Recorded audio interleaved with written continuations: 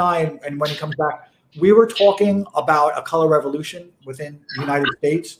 And it's something that I noticed very early when Hillary and Bill were both wearing purple. And I think I sent you a picture of that, right? I DM'd you that picture. Yes. When Bill, and did you see that picture? I did. It was very purple. Yeah. As soon as I saw that picture where she's wearing like this, I don't know, like a tuxedo thing she was wearing, right? It was a nice tuxedo. And it was kind of a weird looking outfit. And Bill always looks good, right? I mean, he wore the color flag revolution thing, purple, nicely. With her, it was it kind of beats her over the head. She was like, yeah. So I mean, we both read that article. What are your thoughts on the article? It was in the Revolver, George Kent, and kind of the whole right, the Revolver News article. Yeah. No, I've talked about this elsewhere. It's a very excellent article in Revolver News that kind of echoes some of the points that I've been trying to develop about, what a color revolution is and how people might understand or contextualize what's been going on with these riots, because it's an extension of the very natural question kind of that was implicit in some of my commentary earlier. It's like, why is the government letting this happen? It's clear that there's some kind of power behind these riots, because the full force of the federal government is clearly not being used to suppress and stop them. And I noticed some curious coincidences, shall we say. There's a coincidence in terms of strategy and tactics. So these color revolutions, for people watching who may not be familiar with the term, color revolution refers to a series of revolutions that have been conducted with the support and kind of really organizational support of certain bureaucracies within the United States government, principally the State Department, but also covert agencies. And they, along with their kind of nexus or constellation of aligned NGOs, non-governmental organizations that they install in these countries, are able to undermine and sometimes overthrow political targets that they don't like, not using direct violence, not using the regime change model like we saw in Iraq, but using the color revolution model, which consists of agitating the population, usually young people, student groups, women, organizing protests, and there are certain hallmarks of their approach. So front-loading something that in advance generates doubt as to the legitimacy of a future election. And so that's what they were doing, for instance, in Belarus, generating doubt about Lukashenko in advance, saying, oh, he's going to rig it, he's going to do this, he's going to do that. You see it here in the United States now with this weird like mailbox thing that they're suggesting, like, Trump is somehow rigging the election because the post office is, inefficient and antiquated. The post office is basically blockbuster at this point. It's just and for that reason, it's supposed to kind of suggest something ominous about Trump. But what it really is generating doubt in people's minds. So after the fact, people can say, this might not be legitimate, and further agitate these crowds that are associated with the network of NGOs to do peaceful protests, which is actually a term of art.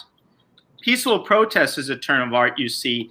All of these Atlanticist State Department aligned organizations use peaceful protests as a term of art in relation to Belarus.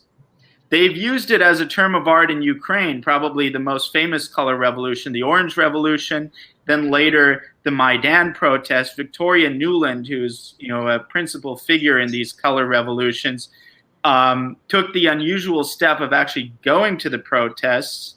And the one thing that she said was, how dare the Ukrainian government crack down on these peaceful protests? So what they do is they generate massive protests and kind of entice the authorities to crack down on the protests.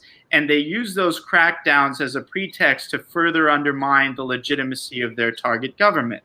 So anyway, I won't get into the whole thing for the sake of brevity. Suffice it to say that what's going on in the United States, and really what's been going on since Trump won the election, has ticked every box in the color revolution playbook. But it gets even more explosive than that, because it's not just a parallelism with respect to the strategies and tactics.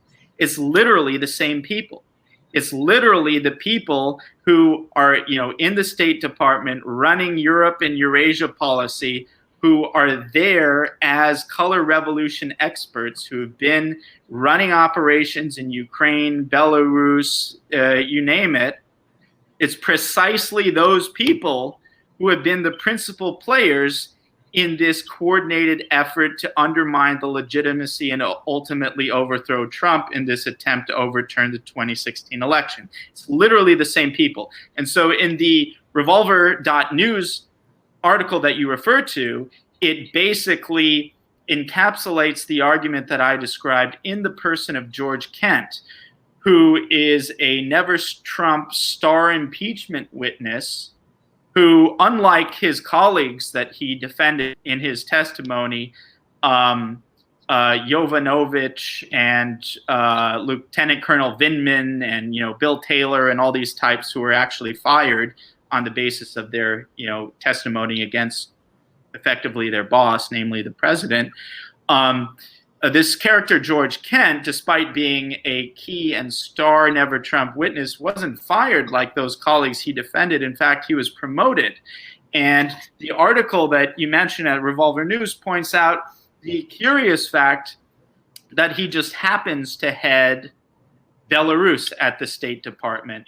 And his previous employment just happened to include being deputy chief of station in Ukraine and being a so-called deputy political counselor during the Orange Revolution, which is arguably, I would say not arguably, inarguably the most famous and notorious color revolution ever run. And so it can all boil down to the simple formulation.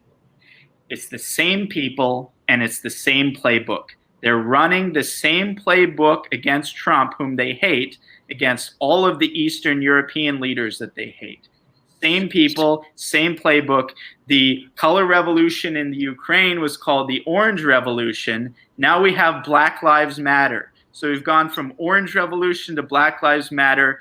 I formulate it as follows: black is the new orange. Oh, that's interesting. My wife loves that show, so that's interesting. I'll have to consider that. But so do they actually want to turn Trump over? Because it seems like yes. But they've been able to accomplish so much with them in power just by subverting him and by subterfuge everywhere he goes.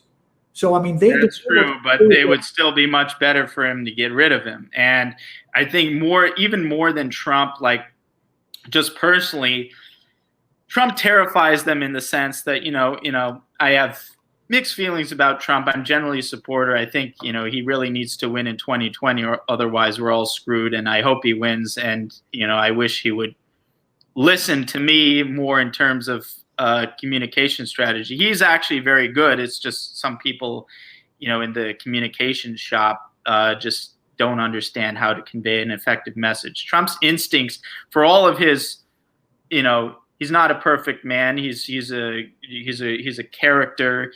He's kind of a great figure in some sense, but he's also very flawed. But whatever one says about him, he does have good instincts when it comes to communication. And unfortunately, those instincts can sometimes be superseded by bad advice.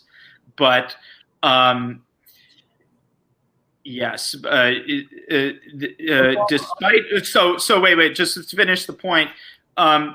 These people, yes, they're able to do a lot even under Trump, but more so than the Trump as a man who it's Trump as a phenomenon that terrifies them. And these Atlanticist groups that I described, the kind of nexus of NGOs, State Departments, so forth, that hate Trump so much, it's a curious thing.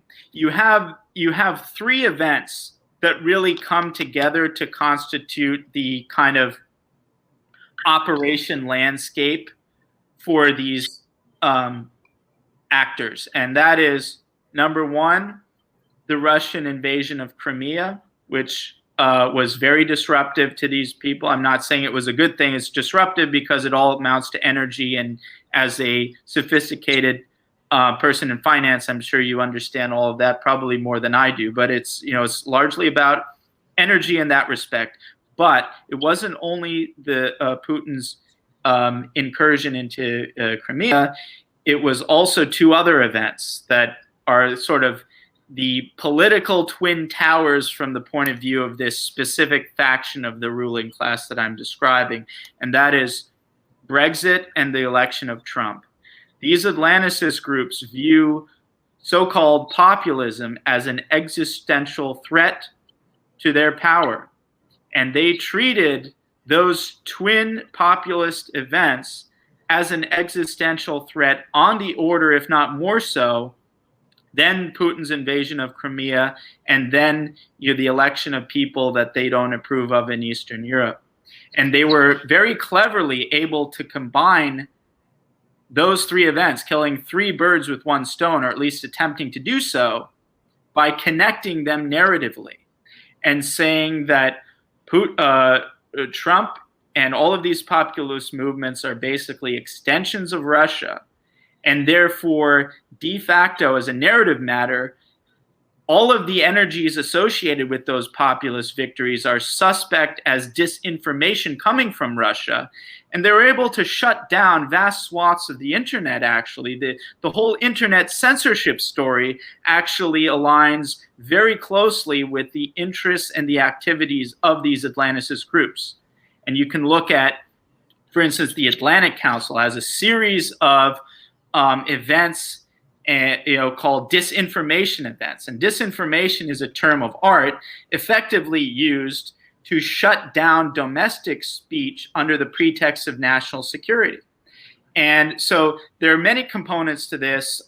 It would require probably several of these periscopes to even begin to do justice to the tip of the iceberg, let alone the whole thing. But I'm trying to just very broadly sketch some of the pieces and gesture toward why these things are so important. So it's interesting because part of the theory of my histories was, and I reference it a lot, but I enjoy and appreciate history so much,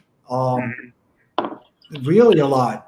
And I like kind of recreating not that era into now and trying to kind of fit those puzzles together, but it's very helpful for me to look at alternatives that have happened and how they've played out and, different routes.